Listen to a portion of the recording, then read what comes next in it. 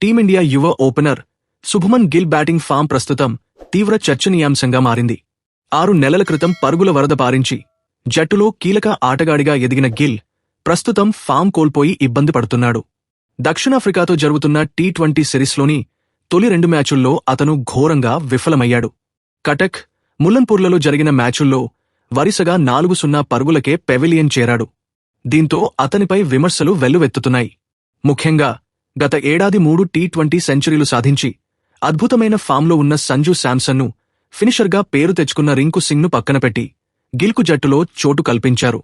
ఇప్పుడు గిల్ వరుసగా విఫలమవడంతో అతని ఎంపికపై సందేహాలు వ్యక్తమవుతున్నాయి. ఈ నేపథ్యంలో గిల్కు అతని గుజరాత్ టైటాన్స్ కోచ్ ఆశిష్ నెహ్రా మద్దతుగా నిలిచాడు.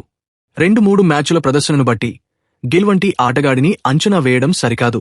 టీ20 ఫార్మాట్లో ఇలాంటివి సహజం. ప్రతి 2 మ్యాచులకు ఆటగాళ్లను మార్చడం ప్రారంభిస్తే జట్టుకు చాలా కష్టమవుతుంది. మన దగ్గర ప్రత్యామ్నాయాలు చాలా ఉన్నాయి, కానీ ఆటగాళ్లకు తగినంత సమయం ఇవ్వాలని నెహ్రా అభిప్రాయపడ్డారు. మరోవైపు టీమిండియా అసిస్టెంట్ కోచ్ ర్యాన్ డెస్కార్ట్ కూడా గిల్ను వెనకేసుకొచ్చారు. గిల్ ఒక నాణ్యమైన ఆటగాడు. తొలి మ్యాచ్లో పవర్ ప్లేలో దూకుడుగా ఆడమని సూచించాం. రెండో మ్యాచ్లో ఒక అద్భుతమైన బంతికి ఔటయ్యాడు. అతని ఐపీఎల్ రికార్డులు చూస్తే అతని సత్తా ఏంటో అర్థమవుతుంది. త్వరలోనే అతను ఫామ్లోకి వస్తాడన్న నమ్మకం మాకుందని ఆయన ధీమా వ్యక్తం చేశారు.